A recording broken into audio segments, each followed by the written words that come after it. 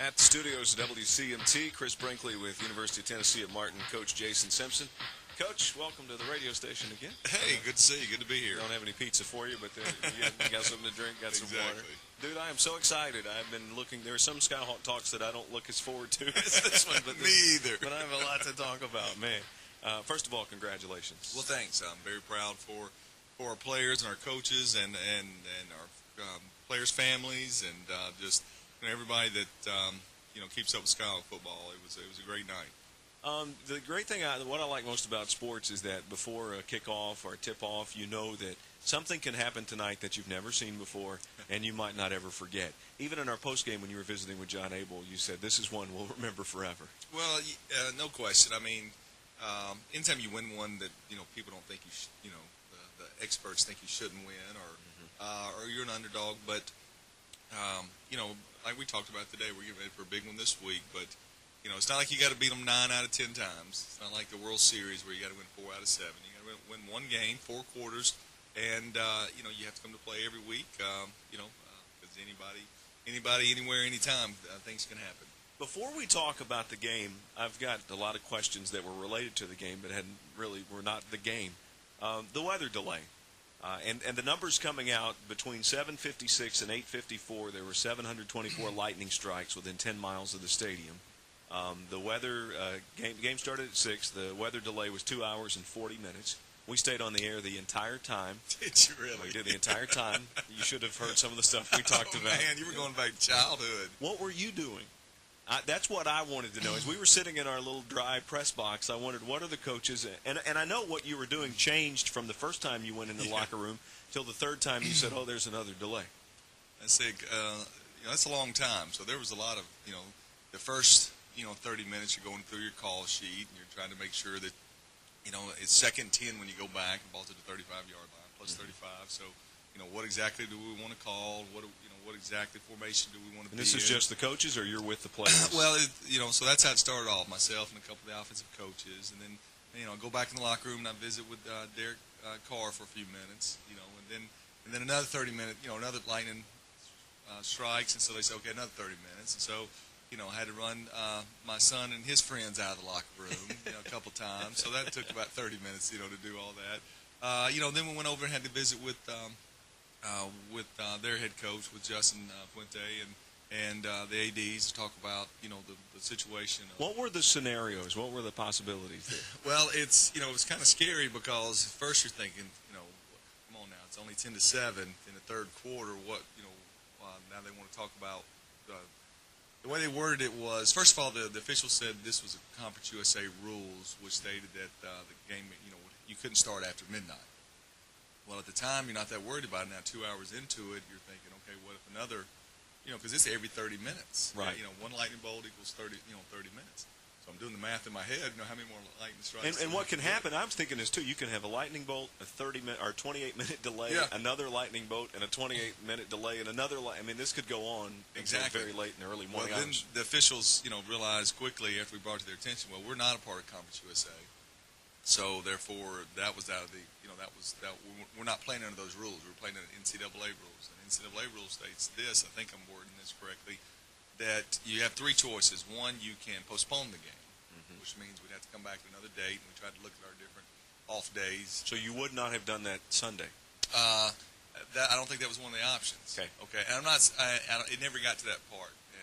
But that was one. The second one was you suspend the game, and wherever we are on the scoreboard, that's how it ends up. And obviously at that point we're down 10-7. So that wasn't an option as far as we were concerned. What coach is going to suspend a game if you're down and it's close? Exactly. And then the third one was, you just wait it out. Well, obviously, we were going to wait it out, and and their head coach, like I said, he understood obviously because he wasn't trying to find a cheap way out to get a win, and so we just said, okay, let's clarify this. So no matter what, we're going to wait, and then because we were going to wait and at least talk at 10 o'clock and see where we were, and then luckily it wasn't too long after that we were able to get that going. One of your concerns is that you want to keep your players focused.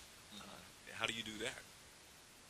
You're not going to have 100%, but I tell you, for 2 hours you can't just sit in there and think about the next play. You can't do that. So as closer we got to game time, to going back out, the music was going back in the locker room. I mean, still a game. It's still fun. And but I thought our kids held it together, and I stayed away from them probably as much as I could until we got out there. And now you go back. We were looking at the call sheet. So when we went back out there, I think we lost 2 yards or maybe gained a yard. The next play, nothing happened.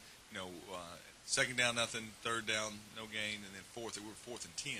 And then Carr converts the 4th and 10. So had 2.5 hours to come up with some good plays and didn't. He had them scramble on 4th and 10 to make a play. We constantly kept saying whose advantage is it after the weather delay. And these were my thoughts, and you tell me what you think about this. Number one, it gives us an advantage that of the 39,000 fans, at least 37,000 had left. I agree. So now, and we almost had as many fans as they had at the end of the game. The other thought I had was we have the ball. I think that gives us a slight advantage that I would want to be the offensive team coming out of that situation and not the defensive team. I might be wrong on that. Right.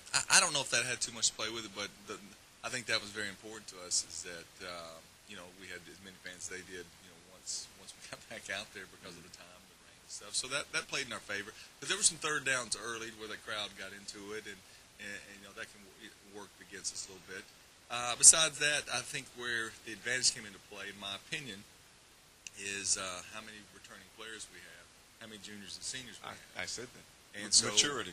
And so, if you can hold it together and you know what's at stake, then you're going to be ready to go. And when your opportunity comes, and I think that played into it because, Chris, when you go back and look, if you'd have told me that we were going to throw 2 interceptions, fumble the ball, so there's 3 turnovers on offense. If you would have told me that we were going to miss 2 field goals, all right, and then drop the snap of another field goal and have a punt block, I'd have told you we were going to get beat by 35, 40 points. Right. So, very proud of the leadership to kick in. And another thing that came into play, too, was only 2 penalties. But I asked you during Skyhawk Talk a week ago, the one thing you can always expect during the first game of the season is, and you said something like, silly penalties. And so that's something. We had a third down procedure penalty, which we couldn't hear. They did a nice job. The crowd came into play. And I think there was I can't even remember what the other one was. But 2 penalties for, very small yardage, and where they had 6, and 3 of them were very crucial, were 50 personal fouls, 15 yarders. And so, like I said, maybe we're growing. I hope we are. I hope it wasn't a one-time thing, but it certainly was. That was what made a difference in that game. For the fans that stayed there, and I've talked to some of them, and the fans that stayed on the radio till almost midnight, what do you want to say to them? Because how rewarding that was for us, but from your standpoint, just knowing these people are sticking with you. Well, I certainly appreciate that, and I tell you what, all the great texts and calls I got after the game, I mean, they are they're very, heartfelt because, our coaches and their families and our players put a lot of time and effort and all the off-season training and stuff. So I do appreciate you. Those that had to leave. I mean, we understand. I know who you are, but I do appreciate you. I do appreciate you listening on the radio and stuff. But it was great, and it was awesome at the end of the game, and our fans are down there on the, on the low bleachers there, and we're able to high five them as we're going in. I mean, those are memories that our players will have forever. That's the first thing you tell when the players go to the middle of the field and shake hands with the opponent. You had them immediately go over to our sideline or where our fans were. Well, certainly so. And first I want to say I thought that was a heartbreaking loss for that Memphis football team, but I thought they showed a lot of class. There's actually, their best player on defense, in our opinion, is Akeem Davis. Mm-hmm. And I don't know if you remember this, but Akeem Davis signed with us 5 years ago. I didn't realize that. He was a quarterback out of Laurel, Mississippi that I'd gone down there and recruited. He had signed with us. In August, he decided to go to junior college instead.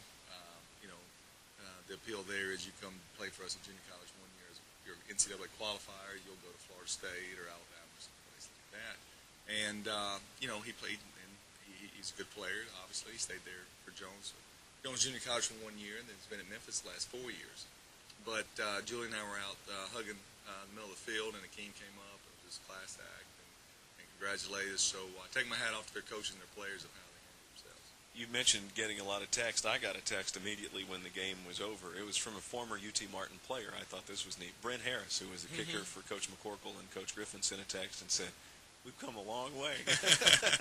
Well, certainly so. And I tell you what, even though our family and friends and and fans, when you get texts, from those that you don't get a paycheck from UT Martin, those are great.